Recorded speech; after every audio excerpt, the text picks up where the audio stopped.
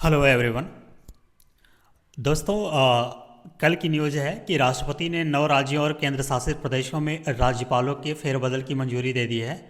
कहने का मतलब ये है कि जो राष्ट्रपति द्रौपदी मुर्मू जी हैं, उन्होंने 2 यूनियन टेरिटरीज यानी केंद्र शासित प्रदेश, जिसमें से कि दिल्ली हो गया और लद्दाख हो गया, इसके अलावा 7 राज्य तेलंगाना, महाराष्ट्र, बिहार, वेस्ट बंगाल, तमिलनाडु, हिमाचल प्रदेश और नागालैंड में जो राज्यपाल थे, उनमें फेरबदल किया है। ओके, तो एक एक करके देख लेते हैं। ये पॉइंट आपके लिए एग्ज़ाम पॉइंट ऑफ व्यू से काफ़ी इंपॉर्टेंट है। वो अभी हाल ही में मतलब आगे आने वाला जो लेखपाल की भर्ती है उससे लेकर के जो भी स्टेट लेवल के एग्ज़ाम है, वहाँ पे ये आपको पॉइंट देखने को मिलेगा। हो सकता है मे भी ये सवाल इसमें से एक आ जाए। ओके, तो थोड़ा सा ये इंपॉर्टेंट पॉइंट है एग्ज़ाम पॉइंट ऑफ व्यू से, इसलिए मैंने यहाँ पे इसको कवर करने की कोशिश किया है।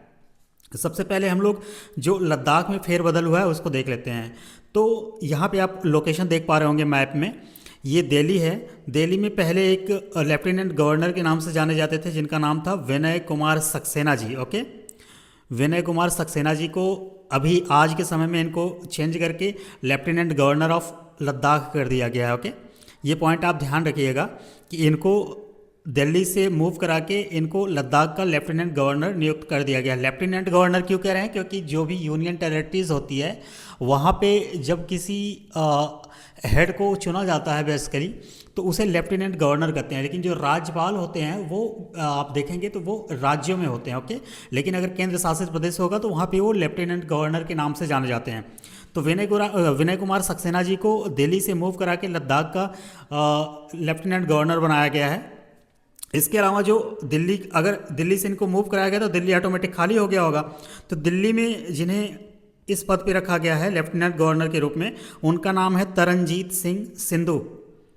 ओके, इनका नाम है तरनजीत सिंह संधू और विनय कुमार सक्सेना जी लद्दाख के बनाए गए हैं। और तरनजीत सिंह संधू की अगर बात किया जाए तो ये फार्मर डिप्लोमेट है। कहने का मतलब है कि ये इंडियन फॉरेन सर्विस में रहे होंगे, ये यूपीएससी क्लियर करके आईएफएस बने होंगे।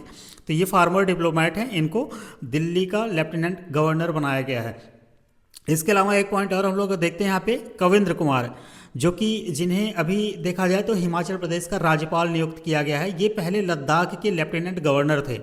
ये पॉइंट ध्यान रखिएगा कि लद्दाख के लेफ्टिनेंट गवर्नर कविंद्र गुप्ता जी को वहाँ से मूव करा के हिमाचल प्रदेश का राज्यपाल बनाया गया है। इसके अलावा अगर हम लोग देखें तो बिहार में भी ये चेंजिंग हुआ है। बिहार में सईद अता हसनैन जी को बेसिकली, जो कि रिटायर्ड लेफ्टिनेंट जनरल थे, इनको बिहार का राज्यपाल बनाया गया है। इसके अलावा अगर हम लोग देखें तो इस समय नंद किशोर यादव जी को, जो कि नागालैंड का राज्यपाल, इनको बनाया गया है, नियुक्त किया गया है। ओके, इसके अलावा वेस्ट बंगाल की अगर बात किया जाए तो वेस्ट बंगाल में जो डॉक्टर सीवी आनंद बोस जी थे उन्होंने रिज़ाइन कर दिया है। जो वहाँ के राज्यपाल थे उनका नाम था डॉक्टर सीवी आनंद बोस। इन्होंने रेजिग्नेशन दे दिया है राष्ट्रपति जी को और उनके रेजिग्नेशन को राष्ट्रपति जी ने मंजूर भी कर लिया है। तो यहाँ पे वेस्ट बंगाल में RN रवि जी को, जो कि पहले तमिलनाडु के गवर्नर थे, उनको राज्यपाल बनाया गया है। ये पॉइंट आप ध्यान में रखिएगा।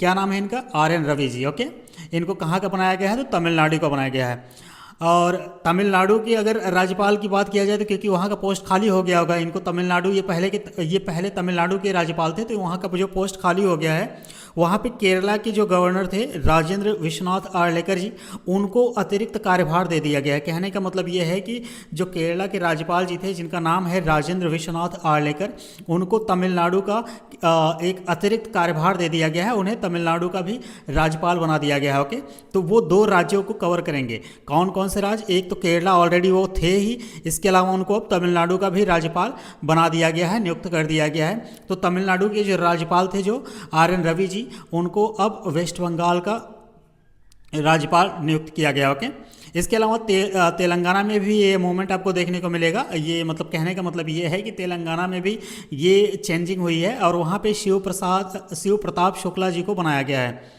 शिव प्रताप शुक्ला जी को वहाँ का राज्यपाल बनाया गया, जो कि पहले हिमाचल प्रदेश के गवर्नर थे। अब हिमाचल प्रदेश के गवर्नर से ये तेलंगाना के गवर्नर बने हैं। तो मैंने आपको बताया कि जो कविंद्र गुप्ता जी थे, जो कि पहले लद्दाख के लेफ्टिनेंट गवर्नर थे, उनको वहाँ का राज्यपाल बना दिया गया। ओके, एक पॉइंट और ध्यान में रखिएगा कि महाराष्ट्र के जो राज्यपाल बनाए गए हैं उनका नाम है जिष्णुदेव वर्मा जी। ओके, ये तेलंगाना के पहले के, मतलब ये पहले तेलंगाना में ये राज्यपाल थे, अब इनको मूव करा के यहाँ महाराष्ट्र में इनको कार्यभार सौंपा गया है। ओके, तो ये कुछ मूवमेंट है जो कि आपके एग्जाम पॉइंट ऑफ व्यू से काफ़ी इंपॉर्टेंट है, तो ये पॉइंट आप सभी लोग मेंशन कर लीजिएगा। हो सके तो इसका एक नोट्स बना लीजिएगा कहीं पे एक बॉक्स के रूप में, एक साइड स्टेट लिख लीजिएगा, एक दूसरे साइड उसके राज्यपाल की नियुक्ति। ओके, तो ये पॉइंट आप लोग ध्यान में रखिएगा। तो ओवरऑल मैंने टोटल 9 जो उसमें से मिला के 2 यूनियन टेरिटरीज केंद्र शासित प्रदेश दिल्ली और लद्दाख है, और 7 राज्यों को मिला करके मैंने आपको सारा पॉइंट बता दिया है।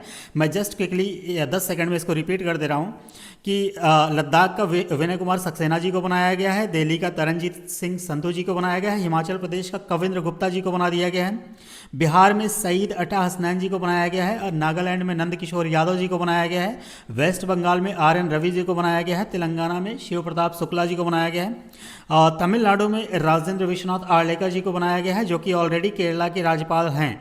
इसके अलावा महाराष्ट्र में जिष्णुदेव वर्मा जी को बनाया गया है। ओके, तो आप सभी लोग जो भी करंट से या यूपीएससी या स्टेट सिविल सर्विसेज से लेके वनडे की एग्ज़ाम तैयारी करने वाले लोग हैं वो चैनल को हो सके तो सब्सक्राइब कर लें, क्योंकि ऐसे ही इंपॉर्टेंट फैक्चुअल या कॉन्सेप्चुअल पॉइंट मैं आपको प्रोवाइड करता रहूँगा जो कि आपके एग्ज़ाम के लिए काफ़ी बेनिफिशियल साबित होगा। तो आज के लेक्चर में बस इतना ही, अब मिलते हैं किसी और नए इंपॉर्टेंट पॉइंट के साथ अगले लेक्चर में।